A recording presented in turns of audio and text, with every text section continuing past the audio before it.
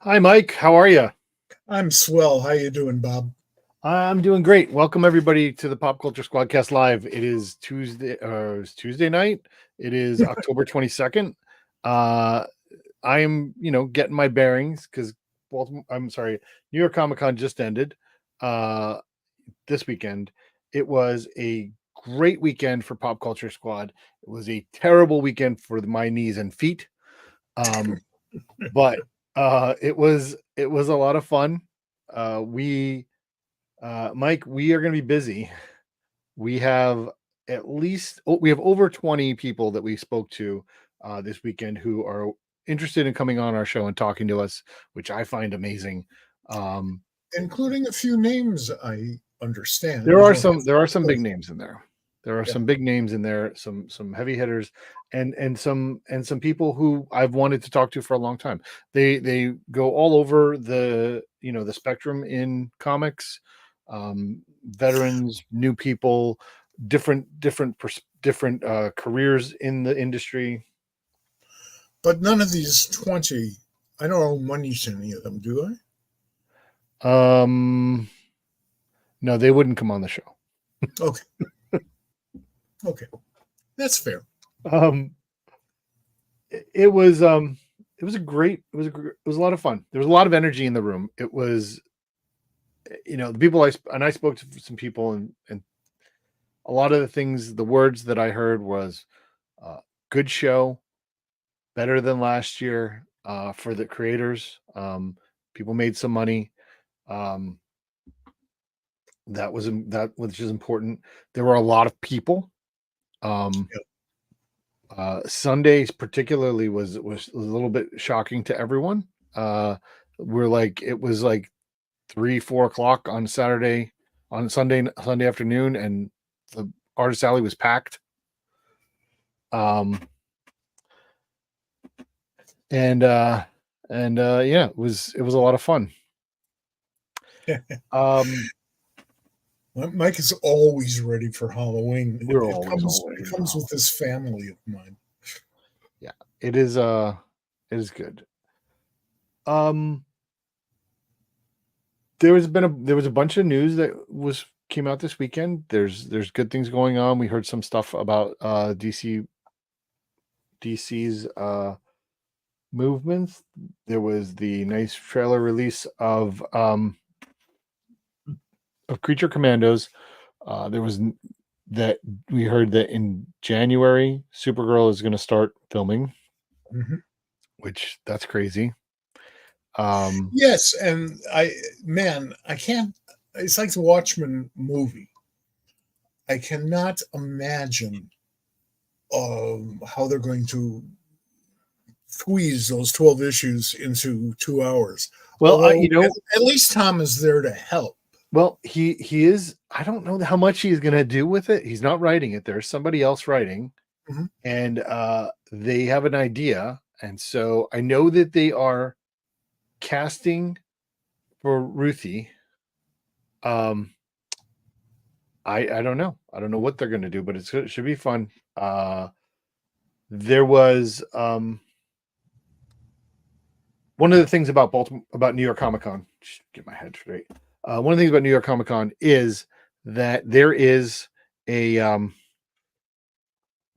an industry summit that occurs. There was a summit that happened on Thursday afternoon where people who are either creators or working for publishers or press or whatever.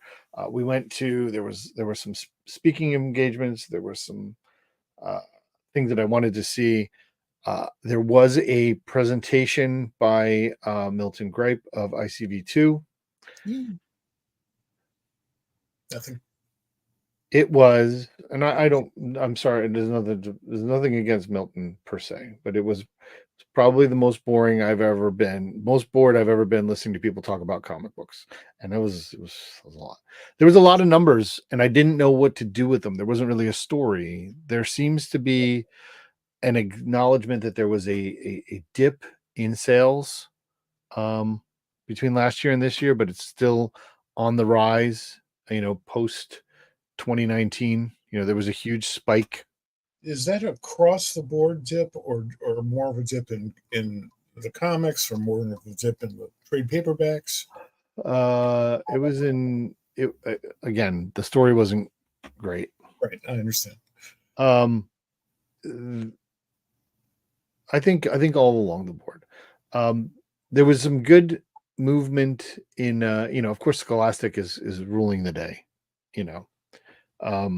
Because Dogman is the biggest selling comic that there is right now. Um,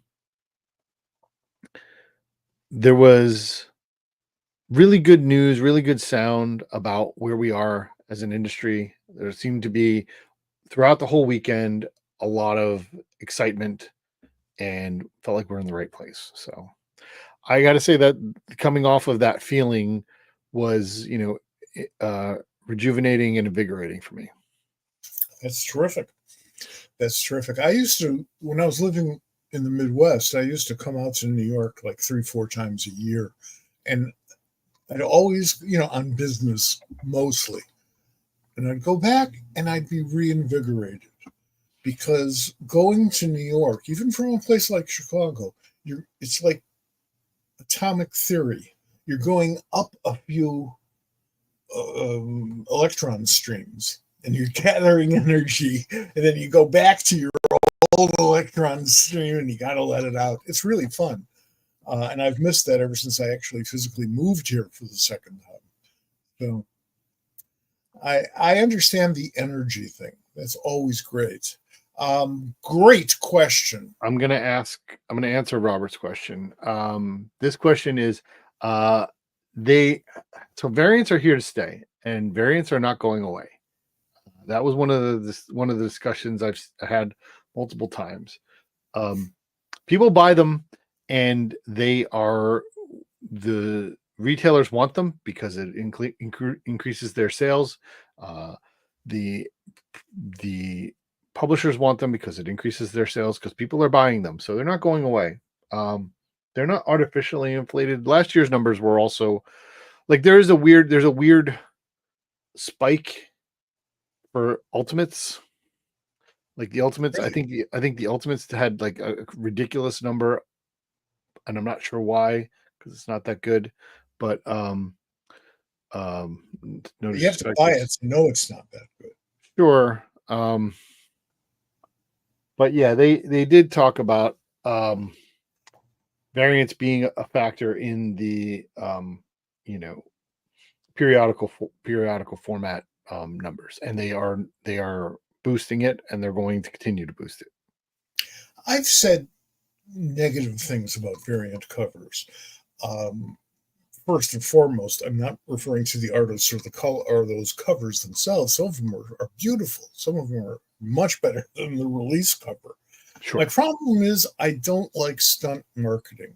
I would prefer we put that money and energy into better talent, or more experienced talent, or more time putting the books together and getting ahead maybe a little bit, so they don't always look so rushed.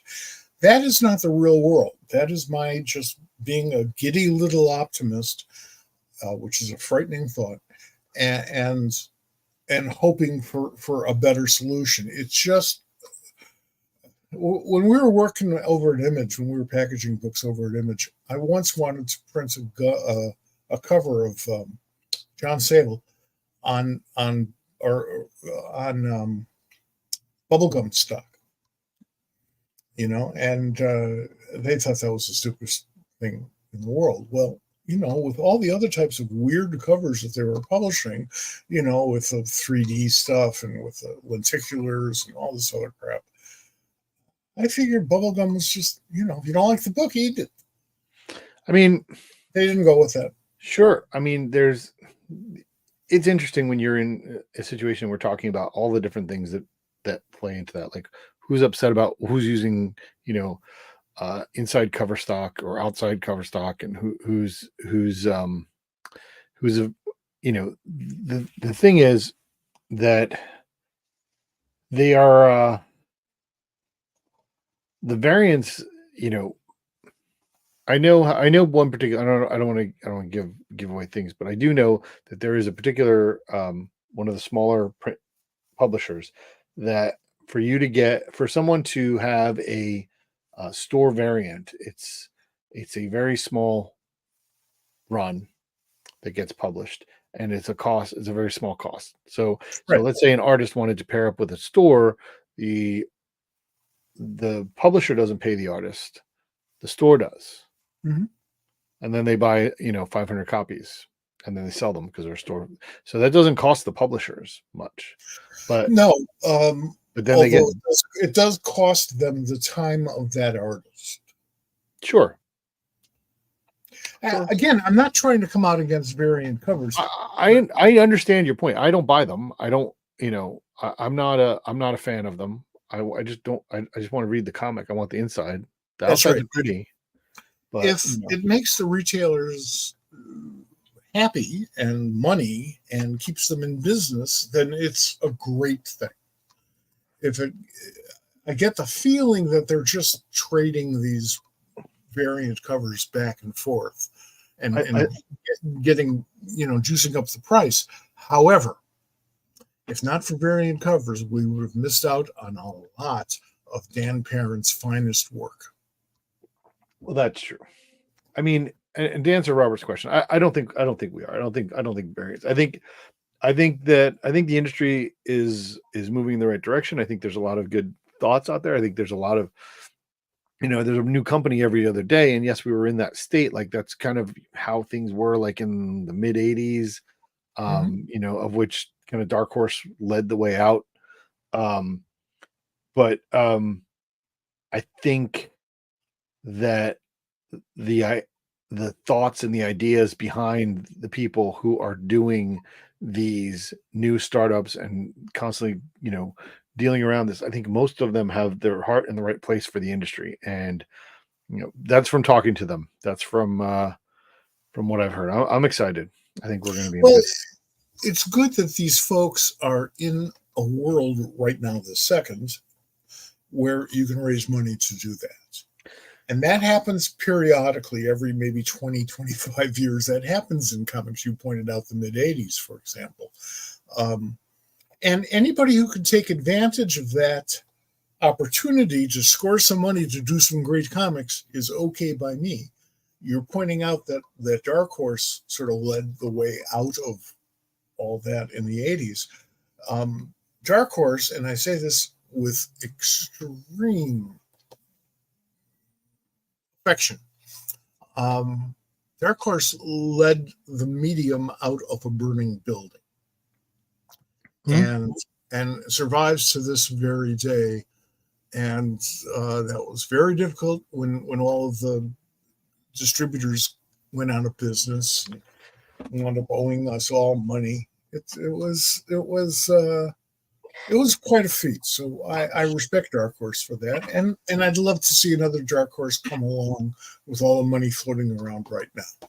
So I will I'll put a pin in that because I'm going to come back. I'm going to come back to that comment. Okay.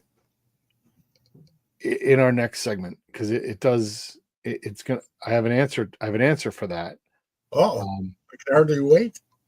But we got to get to a couple other things first in the same vein. So we're going to move on to, let's talk about some of the other weird news that came out of the weekend, and this was the talk of the show. It's the new logo for Investigation Discovery. Yeah. So IDW paid one of their employees to make a new logo, and this is it. I'm done. I need to hide it because I can't watch it anymore. I can't look at it. It took me about 5 minutes to figure out that there was a W in that logo. It has been the butt of quite a few jokes. Quite a few. Quite a few. I don't think I've seen this much instantaneous disgust for a design ever. Yeah, right. We did learn like the day later that it's pretty cool because you can like put a word in there because they announced something about IDW Dark and you can put dark in it, but the default color scheme is terrible. It's some peach thing. I If don't you know. can't read the name of the product, and in this case, the product is IDW, I have also pontificated about DC's retroactive logo changes. Which you can And find in Pop Culture Squad from yesterday's column. that's right, it's this week's column. Um, and comics is not a forum that is known for its good corporate logos or even bothering about that at all. But boy, I'll tell you, it hit the internet, and within seconds, there were 23,000. Oh my God, this sucks comments. Yeah. Well, After you wade through is this real? A lot of people didn't think it was real at first. Well, so I was driving up to New York in the morning of that when that hit, because it was Wednesday when that hit. By the time that and I helped out Tom Zoller this weekend, friend of the show. He'll be on in a couple of months or so. Uh, by the time we unpacked and took a breath, it had hit. And we spent a lot of time talking about IDW beforehand. Like, we had some ideas about some of the things we were talking about. It's, just part of our normal discussion. And part of our discussion, when I saw the logo, I'm like, see, this is what I was talking about. I have a lot of respect for IDW, even though I don't know, and I don't think I know anybody in the current management of the company. We've packaged a lot of books for them. Had a wonderful relationship. Had lunch during the New York Comic Con with one of their former publishers. Love the company. I like the fact that they had this sort of approach to moving themselves from this horror line to what Greg Goldstein, the publisher, said was, yeah, we're kind of doing Dell Comics.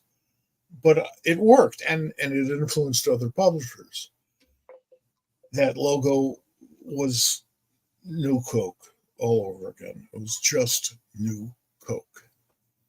Yeah. Now, those of you who don't remember back to 1985, Coca-Cola took their Coke off the market and says, you guys would rather drink this shit. So we calling it New Coke. And it tasted more like Pepsi than old Coke. And this is because Pepsi kept on winning the Pepsi challenge in supermarkets.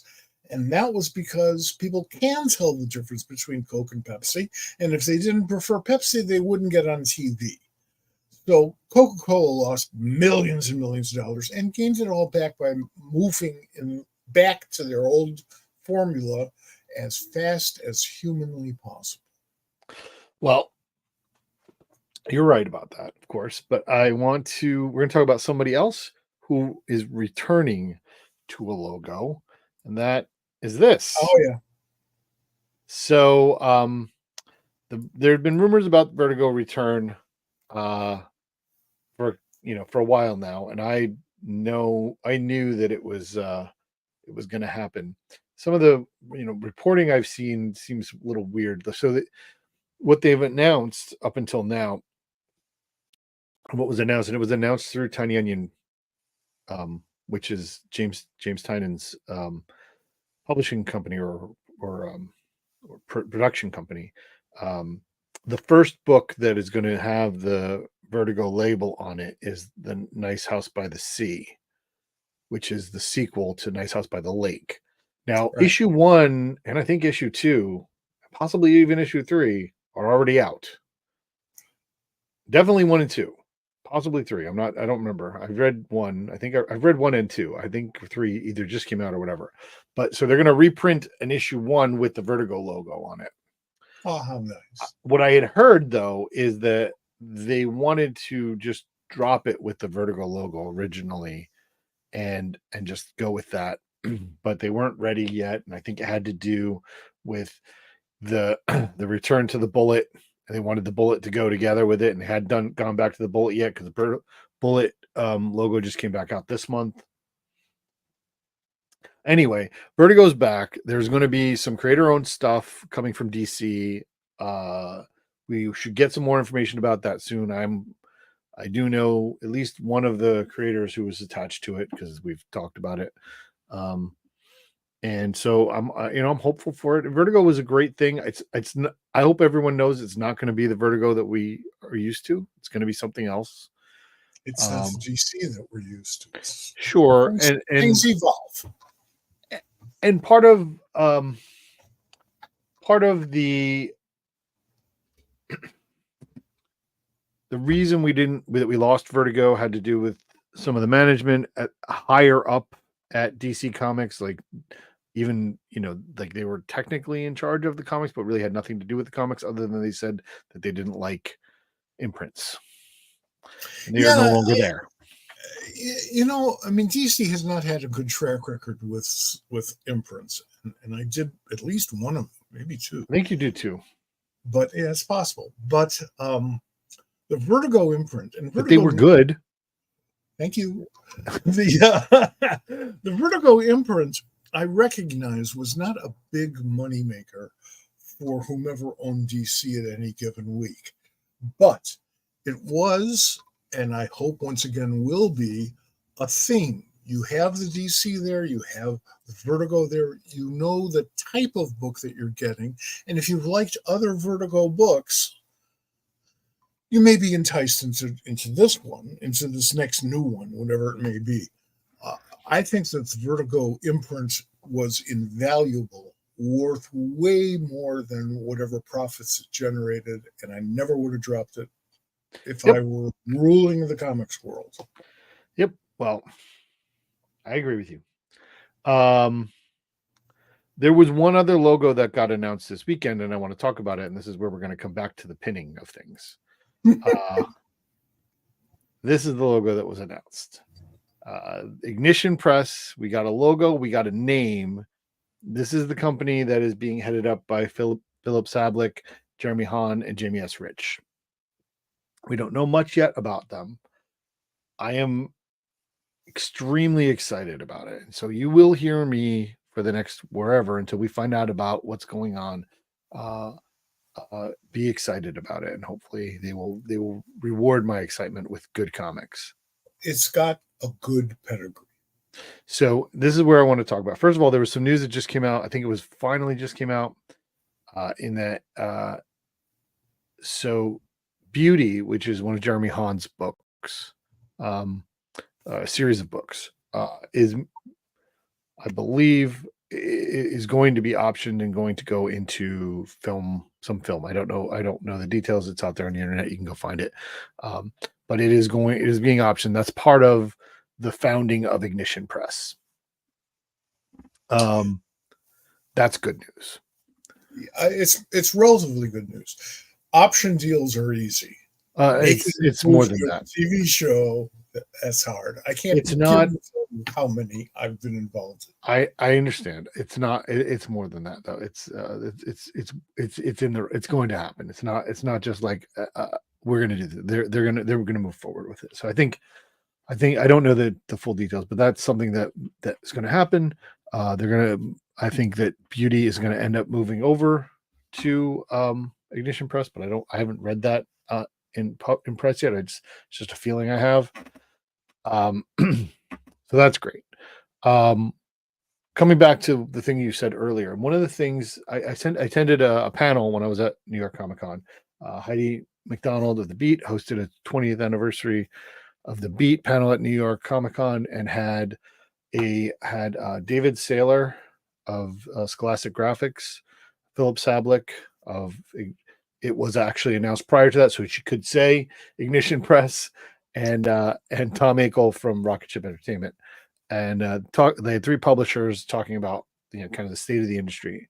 And one of the things that Philip said, and about how their new company is approaching things, is that he said this really interesting thing: the last real innovation in comic book publishers was 1993. And that was, Image, in the way they go about making books, and the way they go about it. And the next best, prior to that, the publisher innovation was in 1985-ish.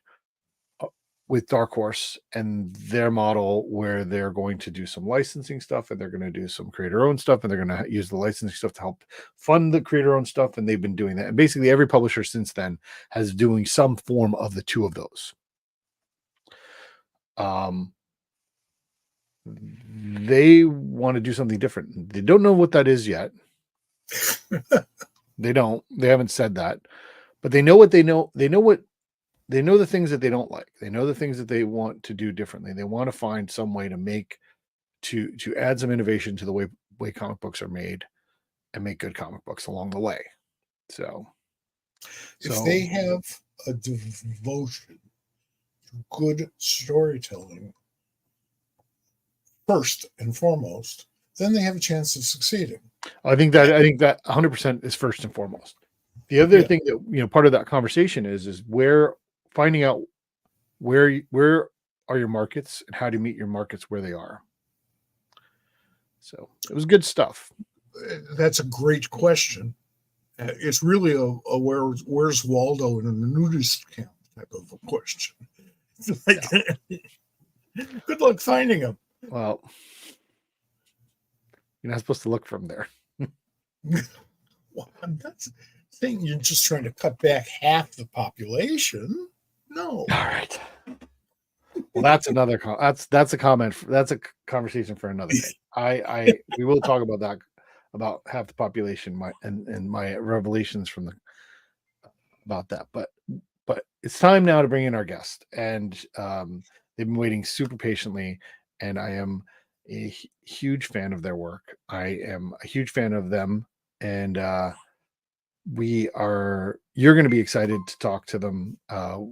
Welcome, please, into the show, Sarah Myer.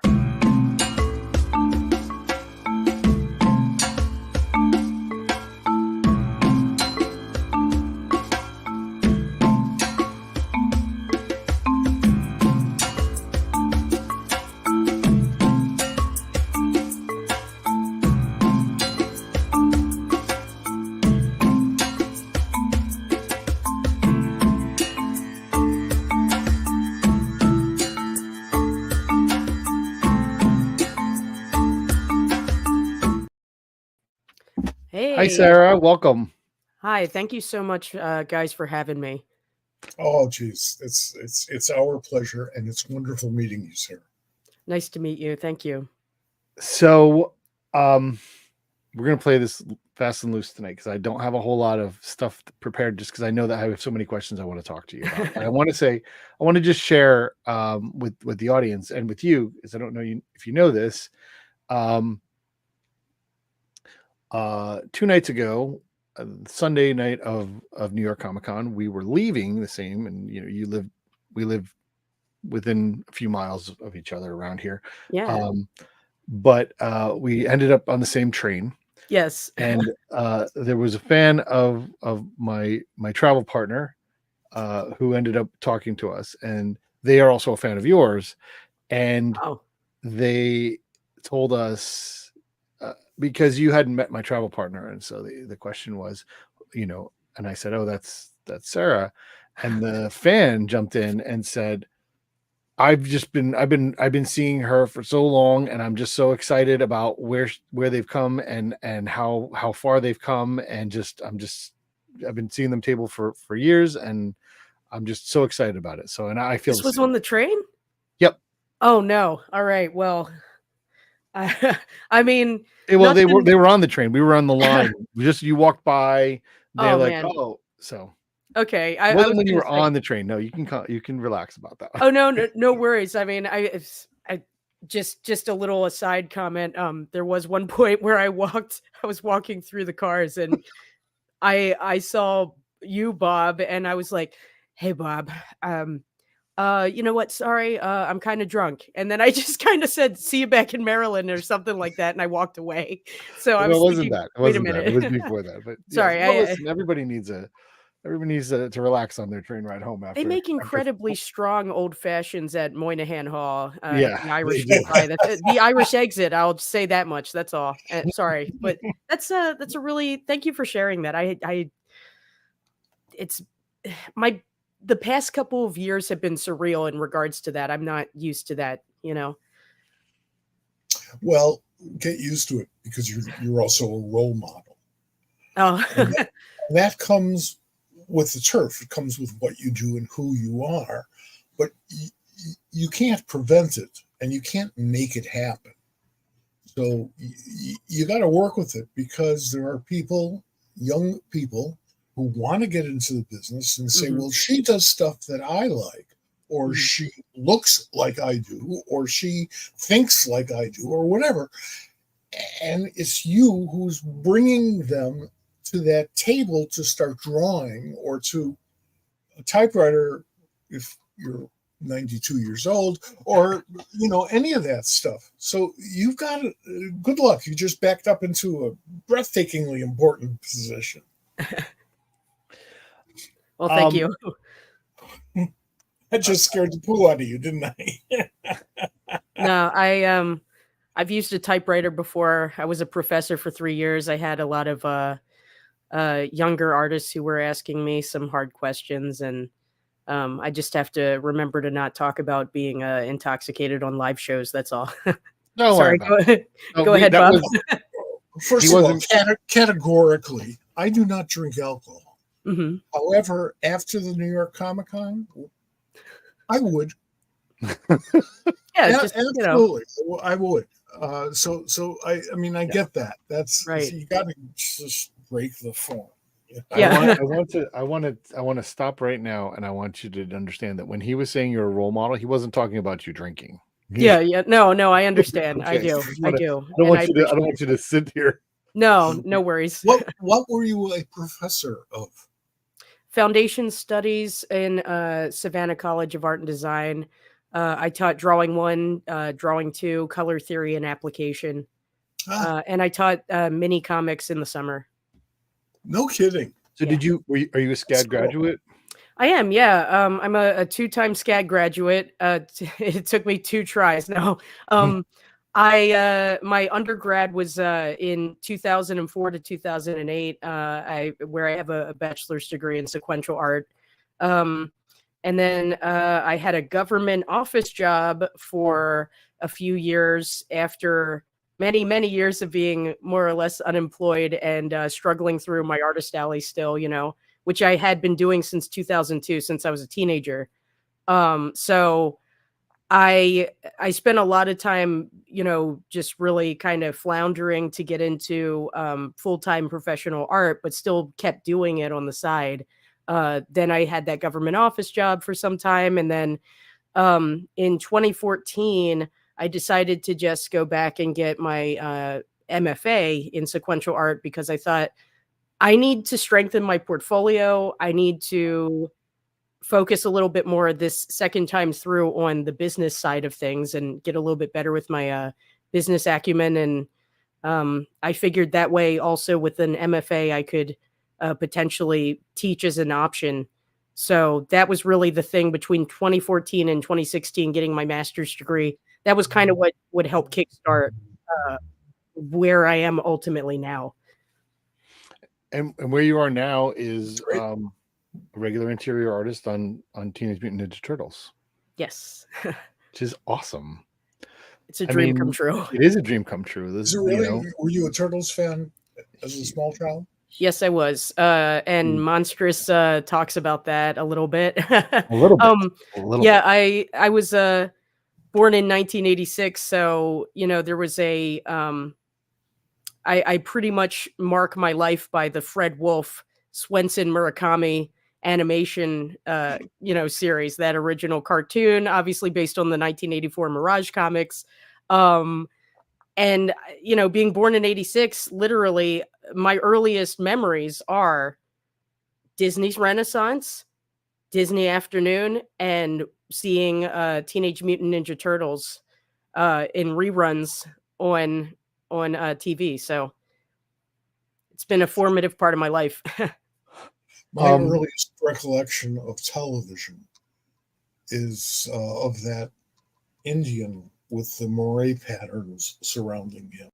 Mm-hmm. The old test patterns. Yeah. And I would just watch it because I really am that old. and I would just watch it for hours, waiting for the TV to start entertaining me. Yeah, with just a few channels. Yeah, we I'm had like guessing. Did you also grow up with Davy Crockett? oh yeah, Yeah. oh yeah, I was right there. I was Yes. right there. I wasn't that big on Davy Crockett, but when they did Zorro, they had me, the TV show. They had me in the palm of their hands. Yeah. So I want to talk about Monstrous. It was nominated for an Eisner. You robbed. Oh.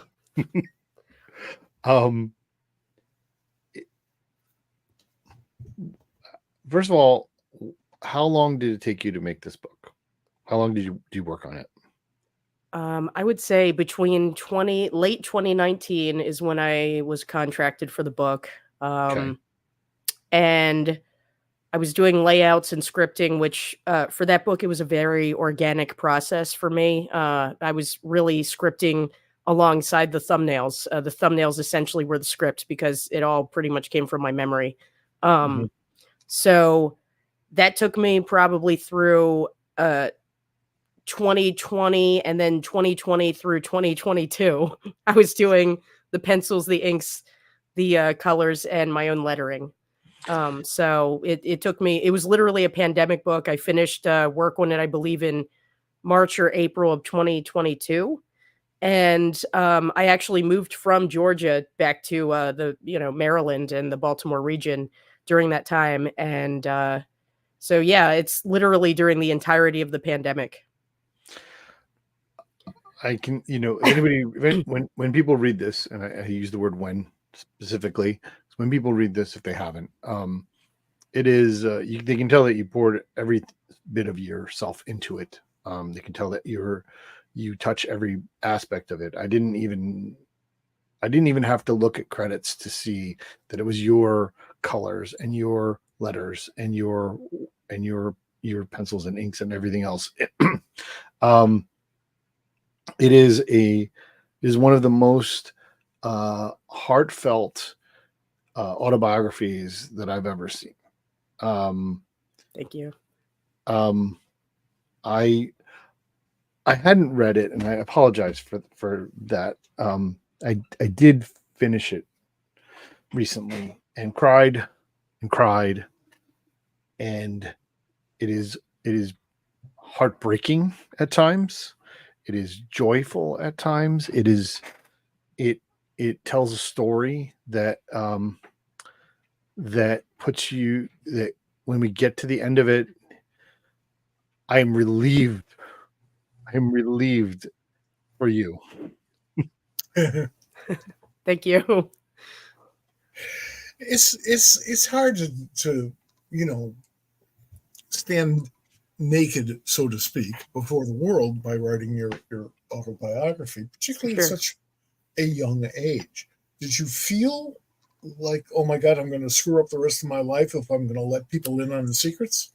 I definitely, I'm at an interesting age where it's a little to my ears, it's unusual to hear somebody say young, but I understand and I appreciate that, because I'm 38 and I'm thinking, man, I'm gonna be 40 soon, but it's all relative, right? So You're on the old folks show.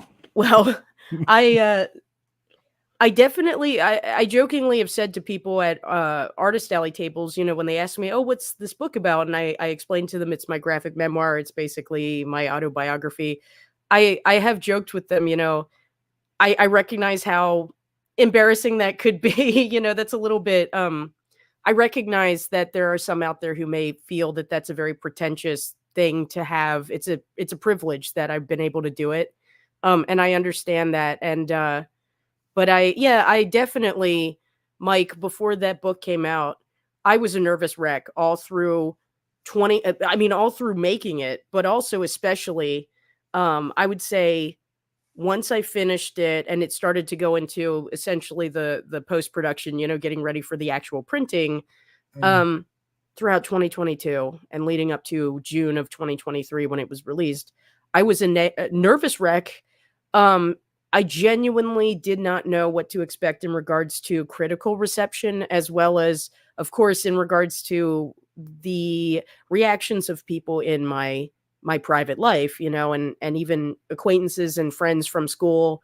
And it's been a big relief, and it's been really emotional on a meta level, of course, to know that the book has had the impact that it has on people that I didn't know during the events of the book, but also I have actually had people from my life in Hayfield, to use a pseudonym there, actually reconnect a little bit, and I had a signing on its first day in Dreamers and Make Believers store, Baltimore.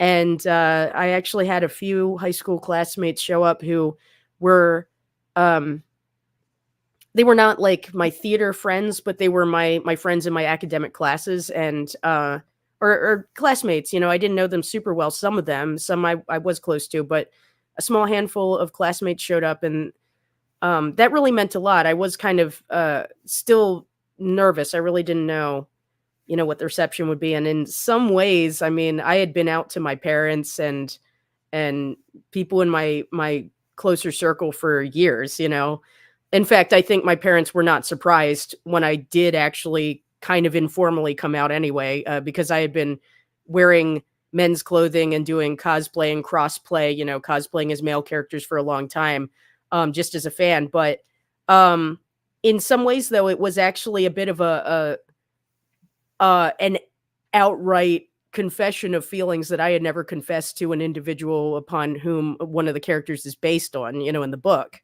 And that person actually reached out to me and said that they read the book and that they really loved it and they appreciated it. So that meant a lot. That's wonderful.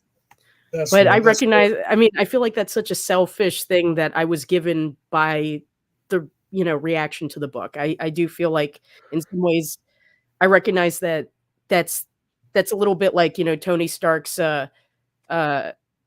experiment with holograms in Infinity War at the beginning when he's like, "Bar my little like therapy experiment." So I recognize that, but it's been incredible, the reception, and I've connected with people that have told me they're also adoptees, they're also Korean adoptees. They felt seen by the book, and then also people, of course, who we don't share really anything in common with our backgrounds, and they felt seen and they felt a sense of empathy with the book, and that was really ultimately what I wanted to achieve with it. I just wanted people who have at any time in their life, and I think many of us have, regardless of background, felt like the other or a little bit out of place, and I wanted people to feel seen and to really feel like that book was reassuring them. It's fairly recently that we've started to see autobiographies in graphic novel type form, because they're not novels. it's the real world. That's not fiction. And I've always been curious about how readers who've just read all of this fiction in comics all of these years, how they make the transition to nonfiction comics that are done earnestly and from the heart and soul, the way any story is.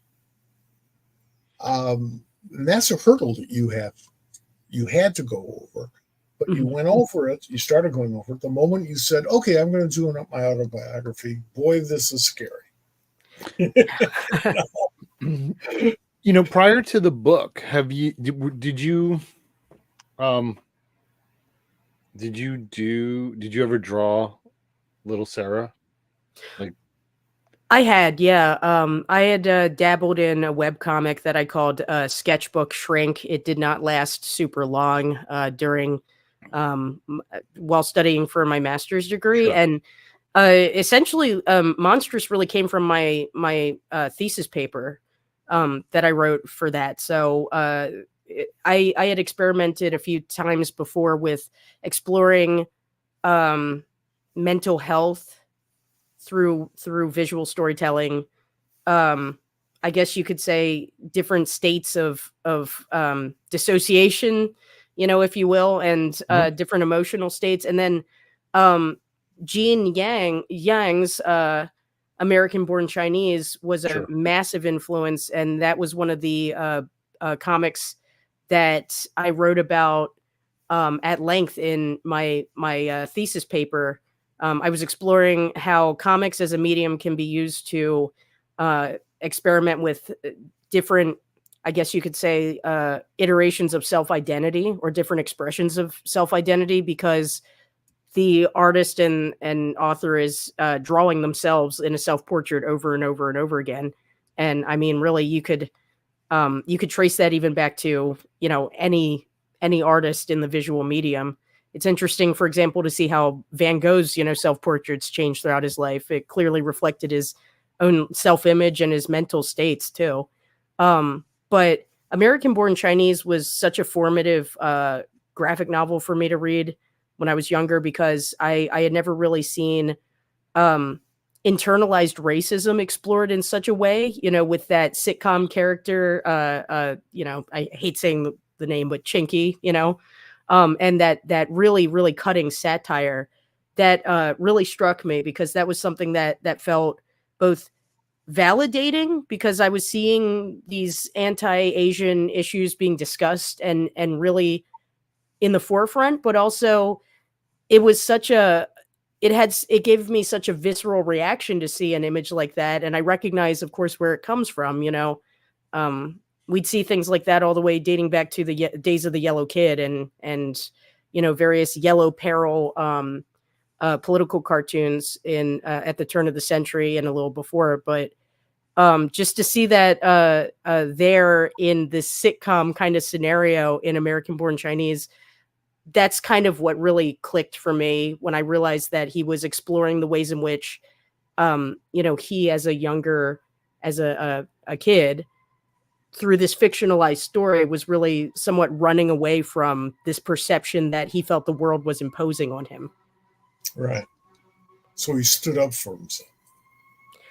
I mean, I think he had to stand up really to his own internalized prejudice against himself, because ultimately, and this was one of the things that really struck me about American-Born Chinese as an adoptee who didn't grow up with any Asian or Korean, culture, and was really surrounded by white faces for the most part in my childhood, thus making me feel like my own face was alien, to even myself sometimes. When the character in American-Born Chinese, you might recall there's this chapter where he goes through all, like, we have a new main character and we don't know who it is, and it's this blonde white dude in school, and then at the end it's revealed that that's actually his transformation form. He's transformed into this, and then he morphs back into his old self, and we see that it was his self-perception that had changed. He was trying to pass himself off as white and quote American, and it subtly referenced that, white should not be synonymous with American, but that's the way that character had started to perceive the rules of the world immediately around him in high school.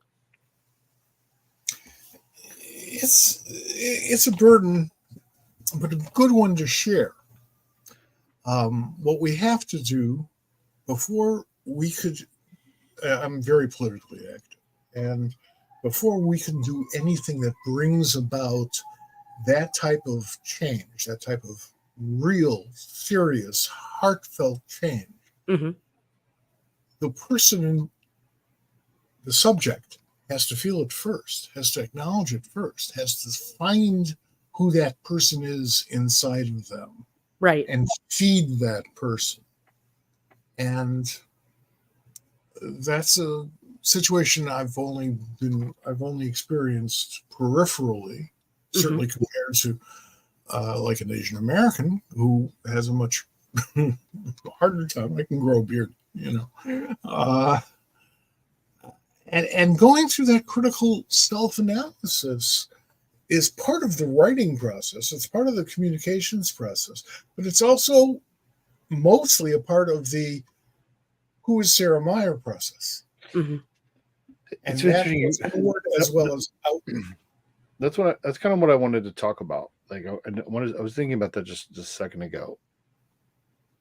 Sarah in the book, and I want to speak of it in that way because I know that Sure. there's some level of fictionalization here. Of course, Mhm. there has to be but Sarah in the book is almost always keenly aware of who she is. She's not questioning so much who she is, Mhm. just why are people the way they are and reacting to her so much and the raw emotions that she has to deal with, the hatred in so many different aspects of her identity that she deals with, and she reacts, and the reactions are they're jarring, and they're heartbreaking. I mean, I've used that word once before. I'll probably use it again because my heart was breaking for that child. Because that was her reactions are justified. You know, they were always justified. Everything she did, she was doing the right way. She was doing what anyone would understand. One would think that in America, certainly in the America of the 21st century, we would have dealt with our own issues about the others. And, are you Polish American? Well, then all of those Polish jokes, that still endure. It's true for every ethnic group, every religious group, every political group. We're a mongrel nation. So if you can't pull it off and strike out as an individual within that context, you don't have many places to take it. I mean, you're an American. You can't go to Korea and become a Korean. Right. You were raised here. This is who you are. Right. I'm curious about First Second's response. Yeah. Because when you start to read the book, you're like, oh, this is a kid's book. This is a it's YA, it's middle grades, it's something. And then you said fuck, and I'm like, okay, hang on. Yeah. Yeah. and then some other stuff happened, Mhm. and it's not. It's not aimed at little kids. Right. What did First Second say in was there any pushback? Was there any what was their reaction? I would say I didn't really feel pushback per se. I Okay. am very, very grateful to my editors who, because, telling a story that's more or less spans 18 years, Mhm. of Sarah's life, was challenging to kind of pare down like what needed to be in there, and I actually it's good. I'm glad that you brought that up, Bob, because there was initially too much time spent in early elementary school. Mhm. So a lot of things had to be consolidated. Also, there's even things that frankly were stranger than fiction. Real Mhm. life is stranger than fiction in many Oh yeah. cases. And there were times when I would get notes that were very tactful, and and my editors were very supportive. In fact, I don't want to get off topic, but I do actually owe, in many ways, my opportunity to draw turtles to one of my editors on that book. And it was because I wore my turtle loving heart on my sleeve throughout the Mhm. creation of the book. So, but yeah, like for example, there was an entire section on. I went out for JV softball in high school. I ran cross country in high school. I had played sports through rec council throughout my whole childhood. And as you can imagine, there were some, and still to this day, you see this happening where there's still this stereotype that exists. It's rampant. It's slowly changing, but that East Asians are not athletes in the way Mhm. that we, think of an American athlete. So I did as a I younger mean, one person is winning struggle with. the MVP 3 years in a row, but there's that. Right. I mean, I struggled when I was younger with this perception that I would automatically just be weak, or I must be only good at math and things like that. And I was like, I suck at math. And I'm a pretty You're a cartoonist, so therefore that goes with the territory. That's right. true. That And is true. and I was a pretty decent infielder, second base and shortstop, and I hit a few homers in my time. And I was pretty strong even as a young kid because I helped my dad with farming a lot. But that was its own.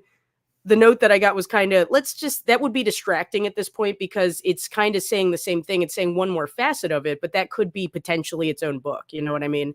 And I recognize that. But yeah, we had to walk a balance with that, with the age group feeling to the book, because it is young adult due to the content that deals with, of course, mental health, racial slurs, just straight up. And I am thankful to them for not ever trying to censor that. They understood how important it was to me as the writer, that I wanted to reflect that actual time in the early 2000s, late 90s, when I was in high school, that people really did use a lot of ableist slurs, casually homophobic slurs were rampant.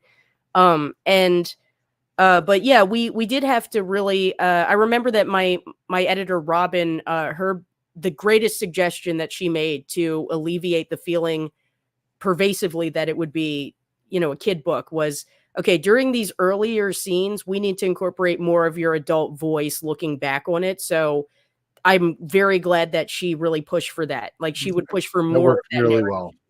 Thank you. Yeah. It was a challenge. Like, that was a real balancing act, because I definitely didn't want to omit I wanted to show basically the control, so that people could see how far out into the variable it got later in terms of Sarah's sense of self, right? I wanted to show, like, by default, that Sarah, before all those things started to close in, when Sarah was 4, was, I like animation. I like playing Teenage Mutant Ninja Turtles in preschool, and I like The Little Mermaid, and I like to draw a lot. And I have a lot of fun running around, looking at box turtles and stuff in the countryside. And I'm rambunctious, and I wanted to establish that really firmly, so that people could see how the ways in which, as Sarah navigates middle school and later years in elementary school, and of course ultimately high school, that is threatened and worn down and becomes something entirely different. So We have a very definite image of the all-American athlete. mhm. And if there's two things that all-American athlete does not look like, Mhm. it's Asian American and Mhm. female. Right. Now, I was part of one of the very first Title IX persecutions. We sued the government, high school, in order to force them into starting up a girls' team. Mhm. I think it was baseball. It might have been across the board. It turned out to be across the board Mhm. because we won, and they had to just totally rethink. This is in the early to mid 1970s. Right. And you would think from that point in time, we'd learn. We'd get over this ideal of the husky male athlete who can beat up anybody. Well, and You even know? the politics in just like a clique, you know what I mean? Even a Mhm. clique of young women who are playing softball, if they're in a region like that and they hold prejudice, they're not going to think of it as looking out for a fellow female athlete. They're going to look Right, at it as, oh, who's the puny? I'm not going to say what they would say. right, yeah, yeah. I, My daughter is on two different pool leagues. Hmm. She's captain of one team, and then she's on this women's pool team. And sometimes we touch on conversations that's like, well, which one's harder? Which ones do you find yourself more accepted. She's 5'0", so there's I'm that. about there. Yeah. Yeah. So it's this would be such a boring world if everybody looked and acted the same. Yeah. And had the same heritage. Like, right. God, what will we talk about? Well, I want to talk about. We are going to talk about turtles and mice if you want. Sure. Yeah. I just want to make sure what you're. If we're going, right? I understand, but you told me something and you were a little drunk, so I want to make sure you don't regret that. That's all right. So, I'm going to get to that, but I want to put a pin in Monstrous for a second. First of all, I love the character of Dad. What a father that character is. And if that's your dad, that's awesome. Oh yeah. That character surprised me almost all the time. He said things that I was like, fuck yeah, good. That's the right thing to say. Oh man, way to care for your kid. So I really like that character a lot. Well, I will be sure to tell him, and I'm sure he and my mom are going to watch the replay of this episode. So, well, thank you. And he is like that in real life too. I would love to meet him. Yeah. But the book is from First Second. You can get it at First Second. You can get it at bookshops everywhere. I highly recommend it. It is a wonderful read, and beautifully drawn and beautifully lettered and colored, and wonderful book. Thanks. Thank you, Bob. Now, if you're going to go to the comic shop tomorrow, though, you can get this. Yeah. There was a question in the chat, which is, what is your favorite turtle? So as a kid, I get asked this question a lot, and I love it. I love this question. As a kid, 1987 Michelangelo, because he felt like everybody's friend. But 1990 live action Jim Henson Golden Harvest movie, Raphael, as well. I related a lot to him when I was a kid, when I would get angry and get in trouble or get put on timeout. But as I've gotten older, I would say 1987 Donatello, which is partly why he's wrapped up and he's having like the worst time in that cover, because I just like rewatching the show. It is very different from how many people remember it. And in my 30s rewatching it, I was like, he's delightfully incompetent, yet he is the smartest of the group. It's just he makes these mistakes, and I just love it. It's so relatable. And he's just a lot more stressed out than I remembered when I was a kid. When you're a kid, it's like you're sitting there like, Donatello made a machine that launches trash. This is awesome. But, like looking back at it as like a 30-something-year-old approaching your 40s, it's like, he's often not validated by his brothers. That's kind of unfortunate. He seems like he's ready to lose his temper at any second. So I just appreciate his character a lot more now that I'm older. So. That's a wonderful composition. Thank you. It is it's interesting. Do you find fans that come up to you, do they how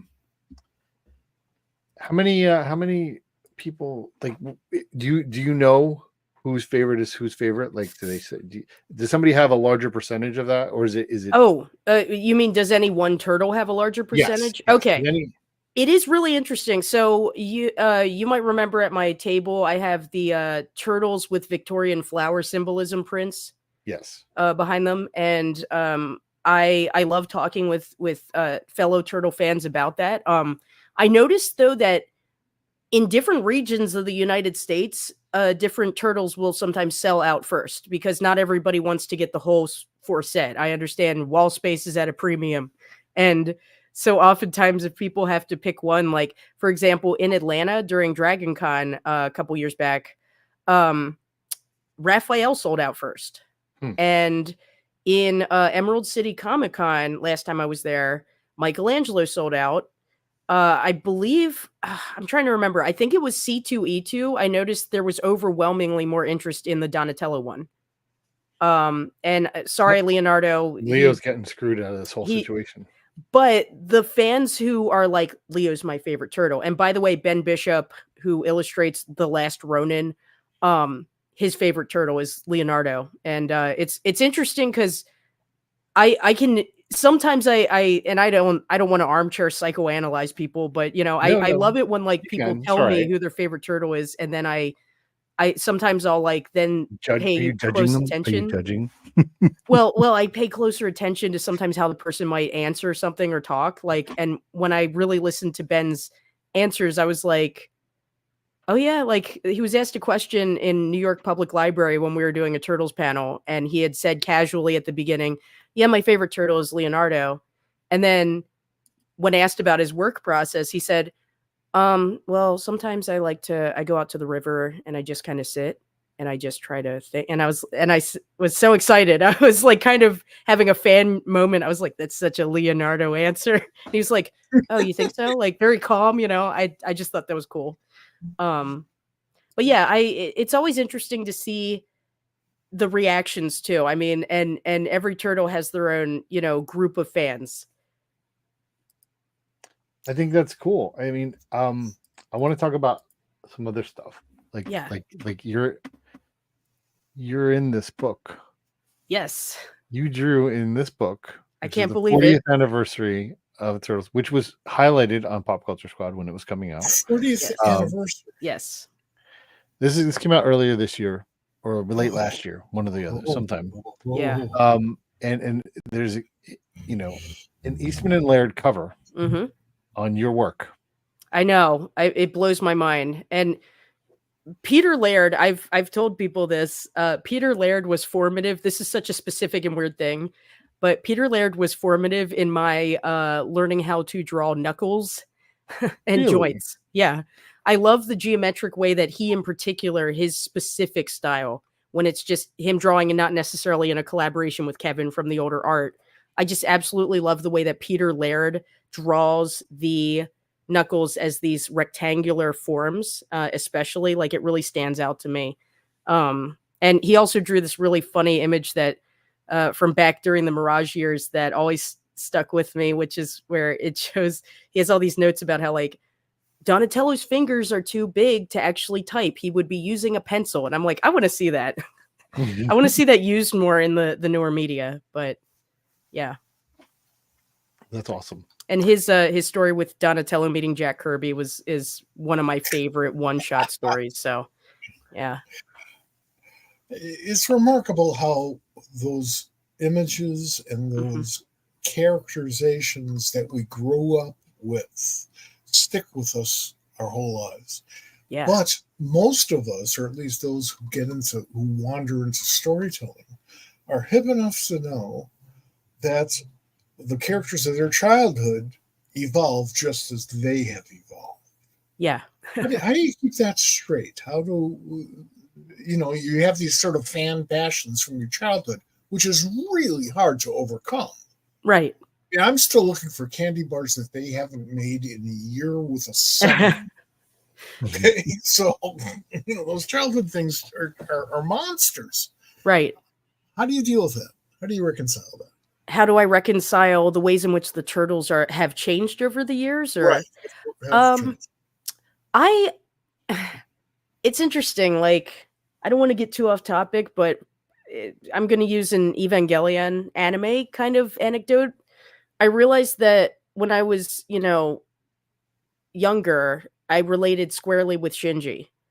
And then when I was trying desperately to get into, yeah, for sure. Like, I still know people who they don't realize my name is Sarah. They'll be like, "Hey, what's up, Shinji?" I'm like, when did that? I'm sorry, I'm just going to interrupt. Like, when did?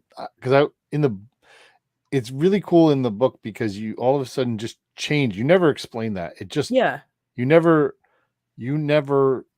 And I'm not an Evangelion person, so I didn't know. Right. I had to figure it. But so, when did that happen? And why did you make that choice to actually do that in the book? Well, in terms of me suddenly dressing like Shinji all the time? Well, Not, I meant like just in the book, like all of a sudden people just started calling you that, and then Oh yeah. but you just in the book just had people start calling you that without saying, "Oh, I dressed up as Shinji from Evangelion," and It was sort of I guess a bit of a cheat to depict a progression of time into the theater fold okay, and into the art fold, in high school. Just that by then I had told people, yeah, I'm Sarah, but you can call me Shinji, like Ava, because my dad would always joke in real life that I was an anime missionary, like I was trying to convert everybody. sure, And I would just tell anybody who would listen about it. We had to cut that for length because that book's already close to 300 pages. It would have been like that thing would have been like 400 pages if we talked about that aspect of it. But right. like, yeah. So, but yeah, like as I watch Ava again, I realized I related more to Asuka during the time that I was like hyper focused on like I've got to make this work. This is my second chance. This is my last chance. I can't be unemployed again. I can't be unemployed like I have been since 2008. Um and I would say I started to relate more to Asuka upon watching it again. And then when the series concluded, I realized in some ways I actually found myself relating more to Misato, which is that character when I was a kid. I was like, she's 29, she's so old. And now I'm like, oh, okay, yeah. And I relate more to that. And I felt emotional when I saw the conclusion, and I thought to myself in many ways, like, wow, Shinji, you've really grown up, and I'm proud of you. It was an interesting feeling. And I felt this connection there that I almost became like an older sibling watching somebody that I really cared for who is now suddenly still like younger than me finally grow up, and I'm watching them go off into the world. And I felt that way when I watched Mutant Mayhem last August in theaters. That's the latest, Mhm, film sure. iteration. And it's been enough time, I can mention a spoiler, but the turtles had never been able to go off to school. And that was a choice that uh the the writers of Mutant Mayhem made. And there's just this part that when you see it, you'll know, or if you haven't already seen it, where this beautiful soft music is playing, and it's a direct mirror to an earlier scene where we see Michelangelo having to go back down into the sewer, and he looks out, and this is from earlier in the movie, and we see the sewer grate is casting a shadow on him, Mhm. and he wants to see the city lights through it, and he sees young people having fun and humans, having fun. And then he just kind of turns away and goes back into the dark. And there's this like golden light from like Times Square glowing down on him through these like cages.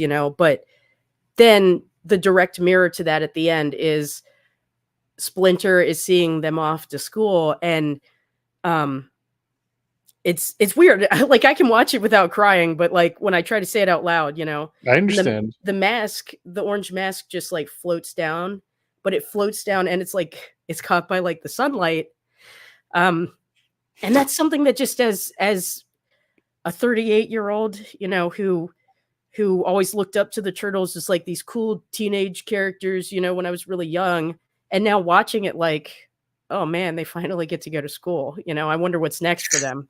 Like they're kids. That was a weird moment too, especially because I was in the theater I saw it in the first time. I was probably the only adult without kids, and I was surrounded by these families of parents who are all my generation with their kids. Cause now people my age have like 7, 8, 9, 10-year-olds. Yeah. So, and even older in some cases. Some people my age have 18-year-old kids. So that was such a interesting moment. And I talked to Scott McCloud, whose work I've admired for a long time at New York Comic Con during the first second party. I had never really been able to talk to him one on one, but he and I had a conversation about. I thanked him for defending manga and the newer wave of comic artists back in 2007 when he spoke at SCAD. Because I'm just going to tell you flat out, my professors, save for a handful, during both times at school, were not always supportive of my work. They were dismissive and they were very closed off to it. To newer things that they perceive to be kid stuff or what kids are doing. and that included back in the day manga, and somebody was criticizing speed lines and asked Scott McCloud when he came to speak at the school what he thought of that, and he said, I think it's great, and I'm going to make the argument, you're so against speed lines, so and so, and he said this on stage. What do you think the lines are behind Superman when he's whizzing around Metropolis? This isn't new. You're just blaming these kids for putting it in their manga because you don't like manga for whatever reason. And I thanked him for saying that. I said, thank you for standing up for us, because as a young anime nerd and manga fan at the time, I felt so seen by you. And he told me, he like put his hands on my shoulders and he said, now with you and the Turtles, you got to do that to the next generation of Turtle fans. And I thought to myself, okay, I haven't always been the biggest fan of some iterations. I like Rise, the newer version in 2018. I like the animation. I haven't always been the biggest fan of the writing, but I recognize if I see a fan who likes Turtles because of Rise, it's not my job to gatekeep them and make them feel like they're any less of a fan than me for liking that newer version. So what Scott McCloud was saying, it was super full circle. I was like, I will, sir, I shall. Like, and I really felt like spurred on by that. And I was glad that I got the chance to tell him, thank you for standing up for us. And I'm so glad that he kind of, gently nudged me to just pay it forward. So I hope that answers your question in such a rambling way, Mike. I'm so sorry, but yeah. Well, you invoked Scott's name, which you could have got away with murder for once you did that. Scott worked in DC's production department when I was there back in the 70s. Mm-hmm. That's where we first met. So I've been a fan of his comics work forever, and he knows what could be put into a cartoonist's quiver better than anybody. And I'm including Will Eisner. When parents of kids say, well, what should I have my kid read to become a cartoonist? Scott and Eisner are at the top of my list. Mm-hmm. And Scott understands the minutia, like speed lines. Yeah. Are you saying understand that? Are you saying that Scott McCloud understands comics? It's very a little bit, a tiny bit. Very clever. Yeah, right up to the trademark. That's great. We're gonna talk a little bit more about some of your covers, like this one. Sure. How cool was this, and how did this come about? And I want you to get it. How did you go about the composition here? Okay, so I'm going to be honest with you. I had actually been a little bit tired of trying to draw so many little tiny things into my covers. Mm-hmm. I'm just going to be, I'm not going to put it any other way. So I wanted to have a close up, and I knew that that's fine. That's an age old. That doesn't make it necessarily easy. You may say that. Does it make it easier? Because this is fantastic. Well, thank you. I knew that. I tried to kind of have a throwback, of course, to classic covers, like, with Wolverine's blades and reflections. And that had even been referenced several times, in other Turtles comics covers. But I just really wanted to give an idea of, I thought this moment in time, like, we see Usagi, he's the main focus, but who's the enemy that he's seeing approaching? It's the Turtles. I just thought that would be kind of a fun composition. And this was such a joy to work on because this was the IDW version of the Turtles. I did study the way that, Stan Sakai was illustrating them for the crossover in terms of the color palette too, that was implemented by Hi-Fi Design, So that kind of informs my choice on their skin tones, because the Turtles, depending on which version, they have different skin colors. Sometimes they all have the same green. Sometimes they have different versions, or different shades and tones, or hues, I should say.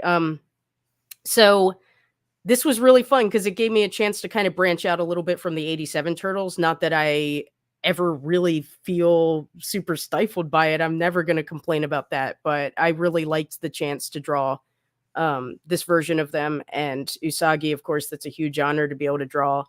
anything with that character. And that's thanks to Scott Dunbier, who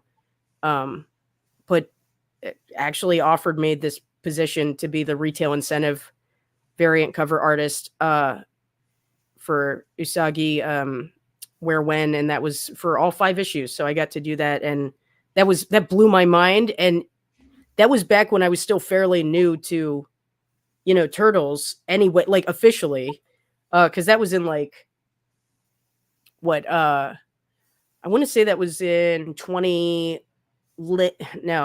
early 2023, I think. Yeah, early 2023, late 2022, and that was just after I'd you may finished have drawn coloring. it. You may have drawn it in 2022. Is what I'm saying. Yeah, I had just finished coloring the first 4 issues of Saturday Morning Adventures, and then I had moved on to a different Turtles crossover project, and then to get that assignment was so much fun. But I had major imposter syndrome because you know who the other 2 retail incentive artists were, David Peterson and Kevin Eastman. I was like, okay, that's incredible, so. The cover that Bob had put up just now. Yeah. That's like a master's course in how you're supposed to design a comic book cover. Your eye is immediately taken to the upper left and drawn through to the lower right. And you see everything, and you get the impressions of all of the secondary stuff from following the primary action. Mm-hmm. And it's done a lot because that's one of the many ways of doing it right. Mm-hmm. Doesn't mean it's been done right. You did it. Thank you. That's a wonderful composition. Classic with purpose. Thank you. Purposefully classic, and that's great. So I appreciate that. Thank you. Can we talk about where you are in terms of interiors? You're doing issue 18 is your first interiors full, or is it there's others, right? But 18, you're doing 18, and then you're not doing 19, and you're doing 20. Right? Yeah. So right now with Saturday Morning Adventures, Dan Schoening and I are kind of tag teaming off and on for miniature arcs, which is an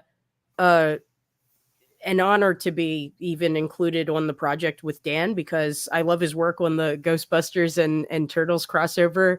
And he's just an incredible artist. So I feel like it's such a privilege and an honor to be, included along with him in that series. So basically my Turtles history or official Turtles comic history is colorist and variant cover artist for issue 3C for the very first 4 issues, and then the interior colors for all 4 first issues. Then they did a soft reboot. So from then on, it became issue number 1 again, with a new art team. And that was, in my mind, I think of it as issue number 5, but really that was number 1 again. And that was with the Rat King. And I did another variant cover for that one, in which I referenced Alphonse Mucha and illustrated the Rat King as Lady Hyacinth. But let's see.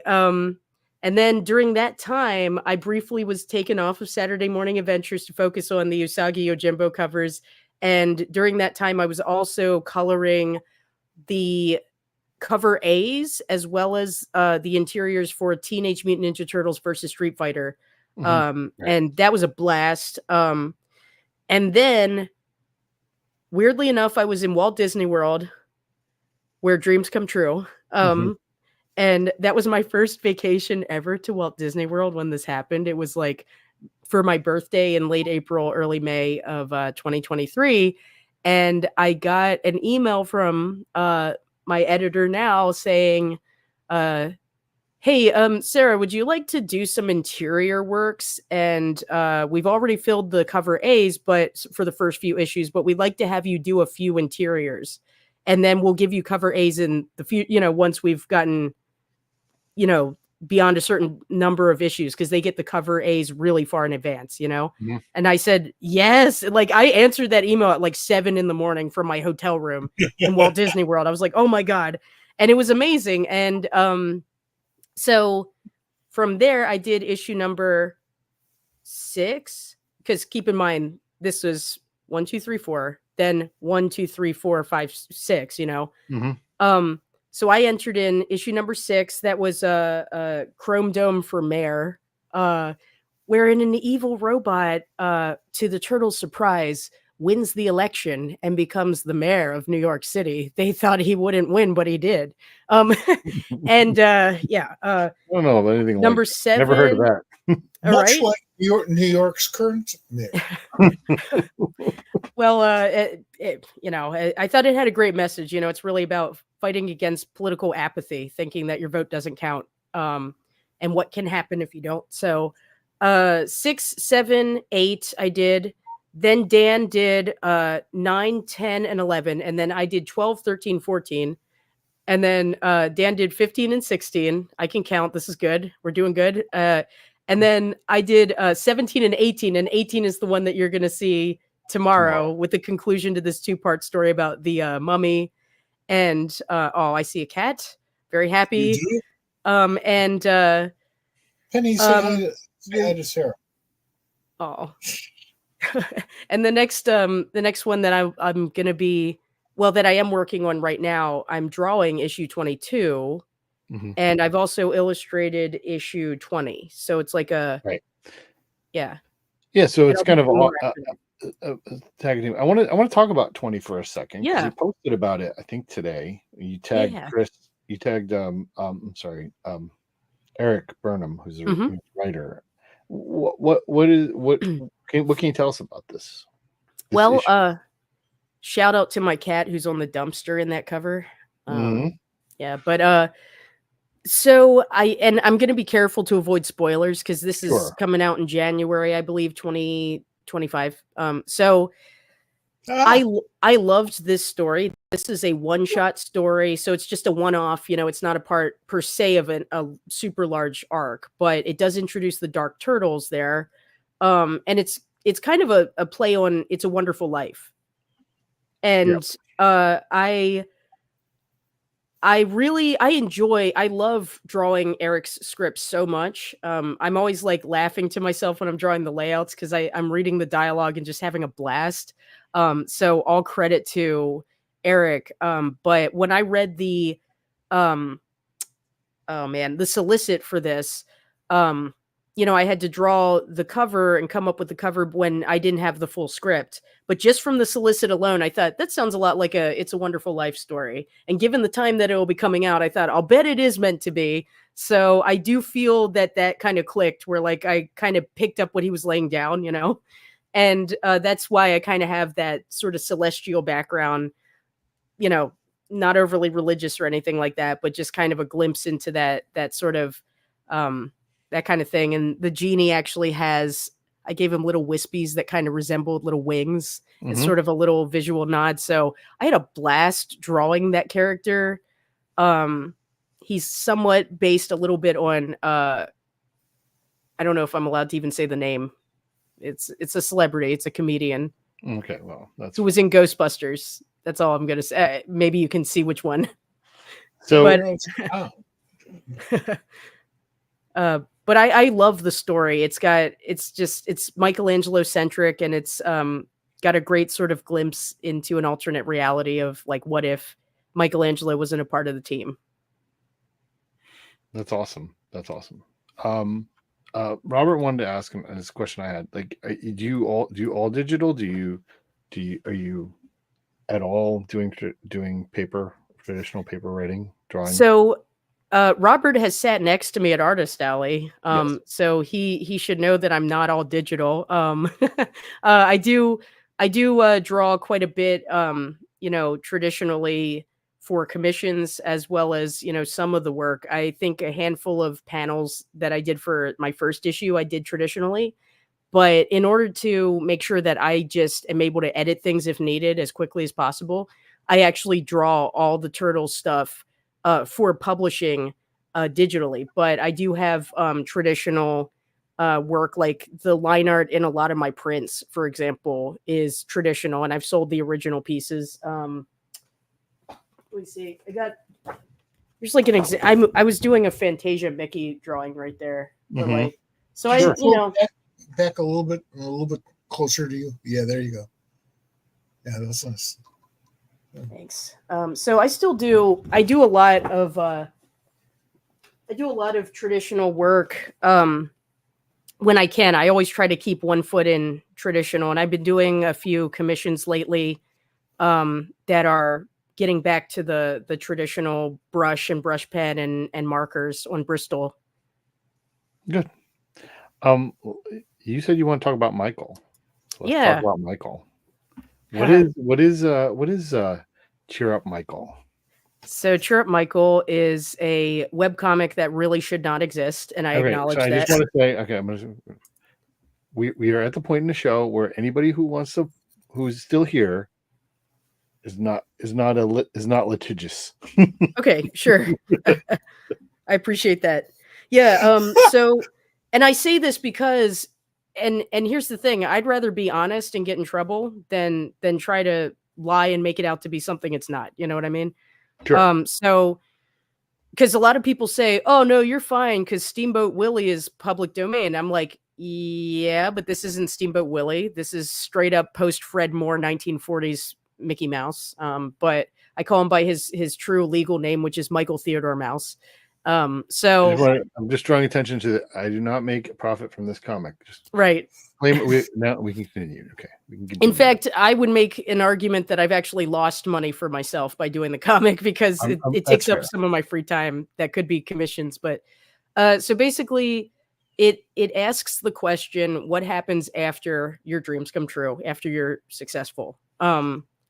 And he's a symbol of ultimate success, you know, in every facet of the word.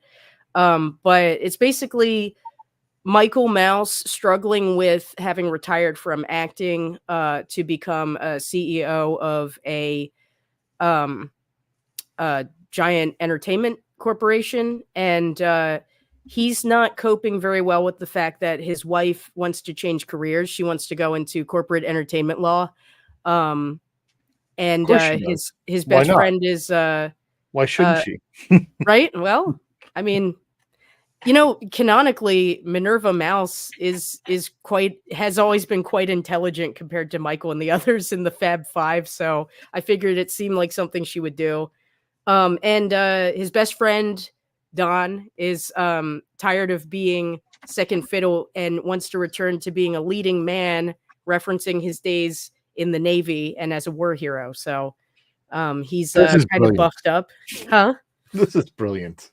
Oh, well, thanks. And it's a cathartic comic. I don't know how much I want to give away, but basically like, well, if anybody wants to see it, I just want to know it's in the comments of wherever you're watching this. So you can go check that out whenever you want to. I am playing it straight. I want people to know I'm not doing it like that, you know, the Suicide Mouse thing and other things. I'm like, I genuinely love the character and I feel he's been underutilized. I understand the reasons why, but I basically am trying to answer the question, what if he was a real person? How would he feel about this? So I have him struggling with aging, you know, he's gained a lot of weight because all he enjoys is theme park food. That's all he knows. And he's mourning, you know, his old partner who died years and years ago. So in 1966. So it's a bit of a cathartic thing too. I have to admit, I don't think that Cheer Up Michael would exist if I didn't feel enormous pressure that I put on myself. Once I finally broke into monthly comics with Turtles, because Cheer Up Michael came about in late 2022 and posted its first chapter in early 2023. After I had been moved from Saturday Morning Adventures and wasn't quite sure of my future with Turtles. And I realized how much I was like clinging to that desperately because, again, for frame of reference, like I had been trying to be a professional artist since 2002 and doing artist alleys, you know, and I felt like I just made it and I was terrified. I had no idea what to expect. So Cheer Up Michael was really my way of coping with that. Your 20-year overnight success. If you don't feel that whatever it is you're doing in life at that moment isn't a high wire act, then you're not pushing yourself. You know, Oh, that's the explanation. That's an explanation there. I mean, honestly, I appreciate you saying that. I really do. Because I feel like I've jokingly said the cleaner my apartment is, the more you should actually be worried about me. Because it means that I'm probably not getting I'm not engrossed in drawing and stuff the dishes can wait. Wait, something's growing on this. I gotta clean this. Yeah.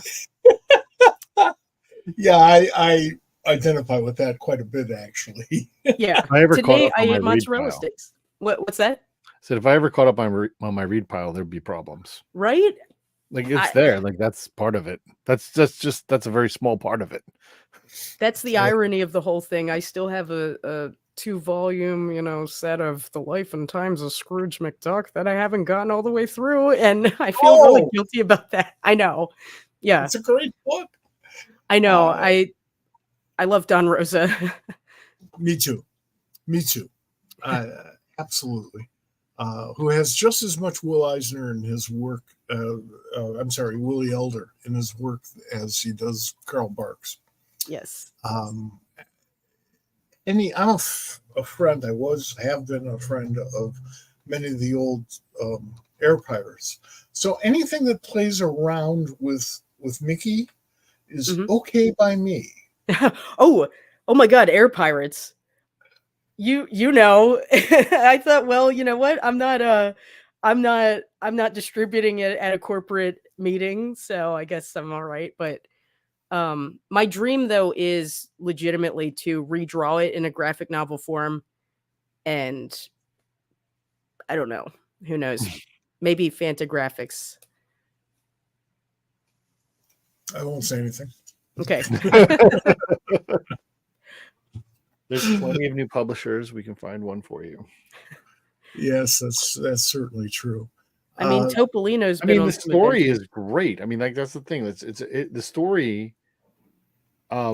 Is an everyman's story, right? It just happens that his name is Michael C. Mouse, Michael T. Mouse, whatever. I'm a huge fan of Floyd Gottfredson's Mickey Mouse.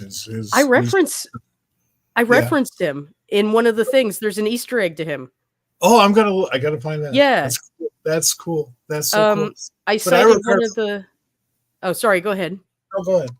I cited the credit for the paparazzi photo of Michael's sister Felicity, who's visiting as shot. It's something filmed at the F. Gottfredson, or photo courtesy of F. Gottfredson Studios or something like that. And she's wearing Minnie Mouse's bikini from Runaway Brain.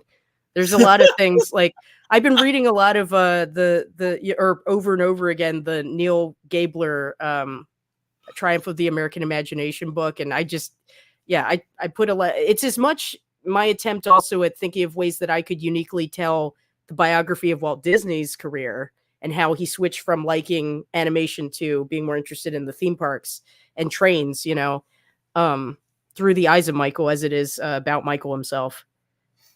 Here's a small piece of trivia, which makes it minutia.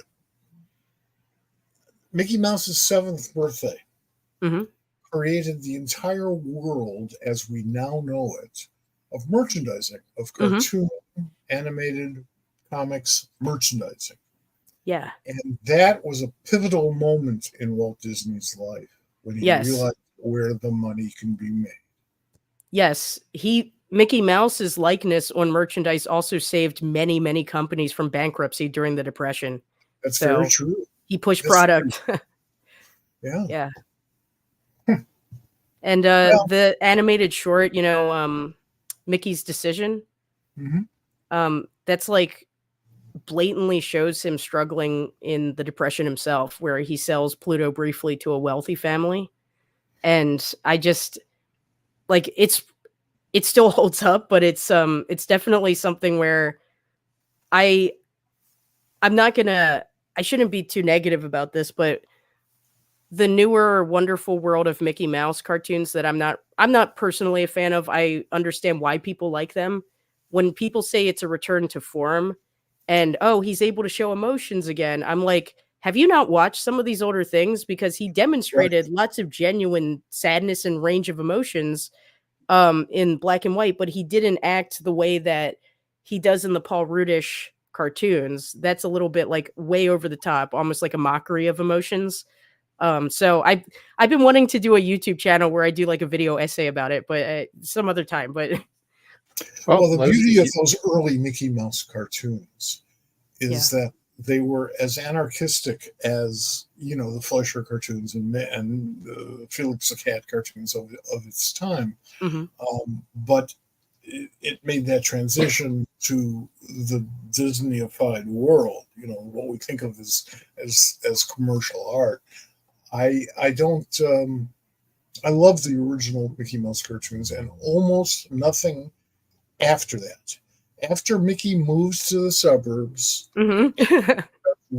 really developing his relationship with Minnie, and then those nephews came out of nowhere. Right. That changed things. I think they came out of something. Yeah, but, they came out of Felicity. I mean, Morty and Ferdy. So, and you know, that's a canon that I put in there, by the way, is Morty. What's that short for? Mortimer? I mean, so I have that. Basically, I've implied that Felicity has had this kind of on again, off again relationship with Michael's rival, who has Michael's original namesake, Mortimer Mouse. But in this version, he's like a reformed playboy, you know, so he's no longer playing that kind of character. But like when you mentioned, by the way, I didn't want to interrupt earlier because you were talking about Dell Comics.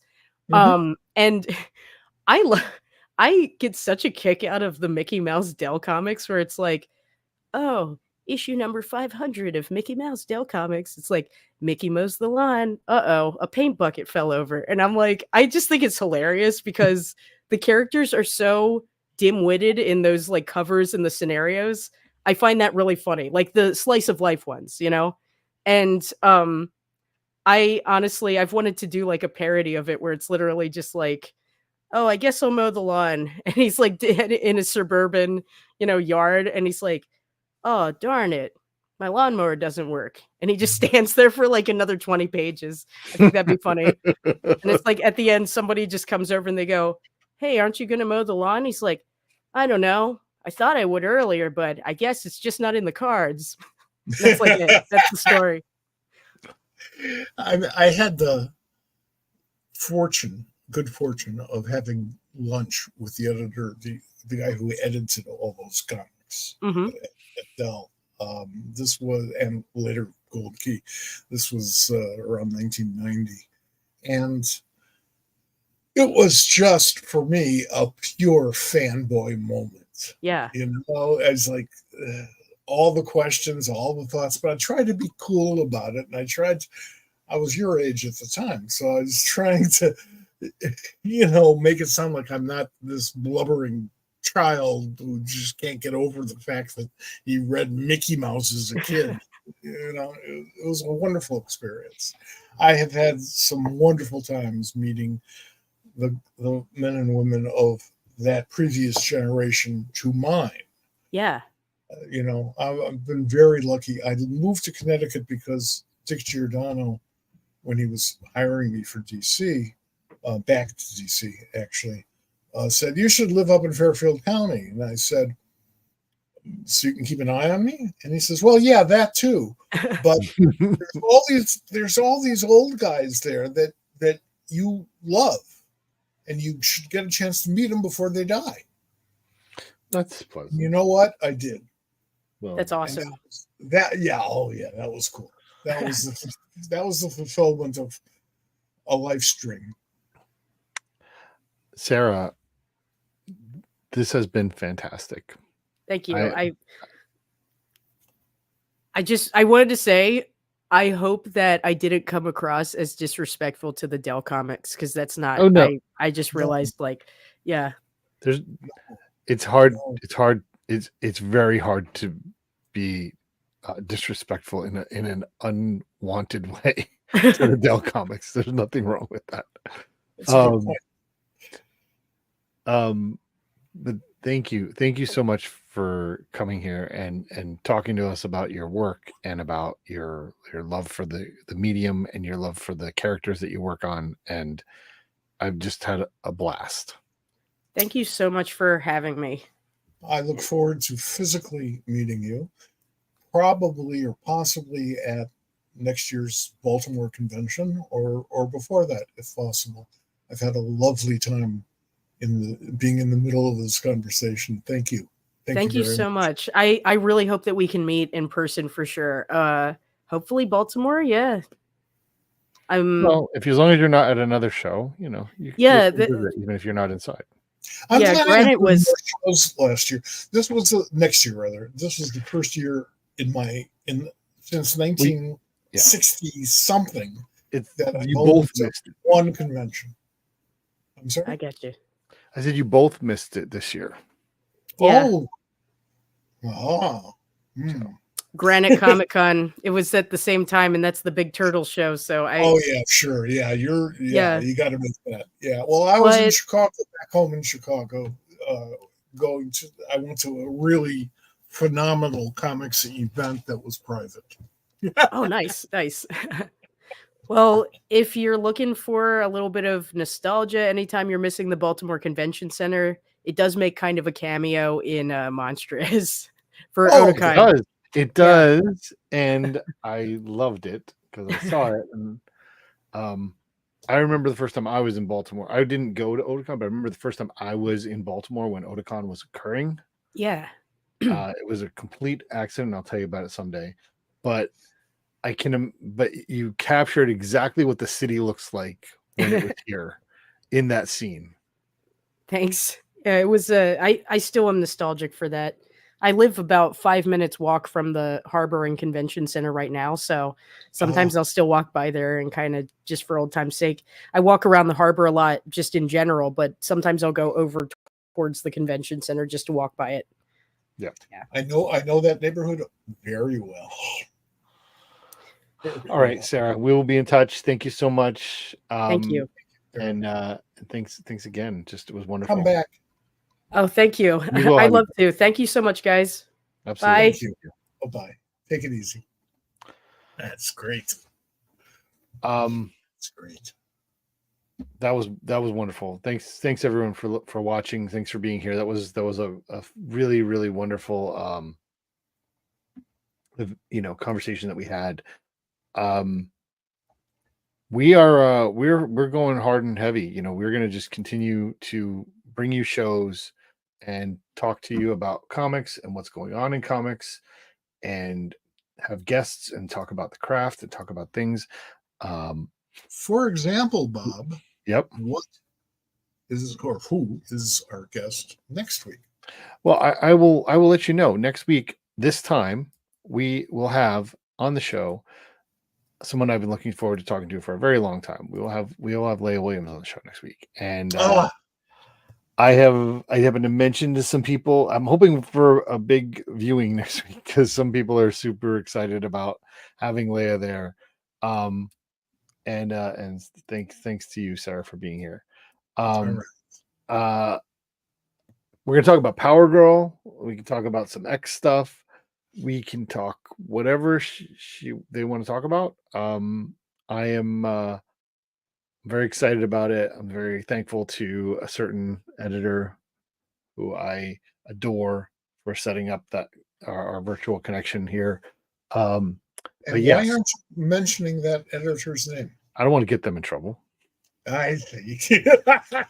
Listen, I'm not getting people in trouble. I protect my friends. No, that's important. I mean, it's critically important. I do adore that editor though. So next Tuesday, October 29th, 2 days before Halloween, 8:00 right here, same bat channel, same bat internet. That's redundant. We're gonna be here. We'll talk about whatever happens between now and then. News wise, I have a couple of things, couple leftovers from New York Comic Con that we might get to, and Penny might be here. Grayson might show up. I don't know what Leia's pet situation is, but thanks everybody for watching tonight. Be safe and take care. Thanks for being here, folks. We love it. We appreciate your being here.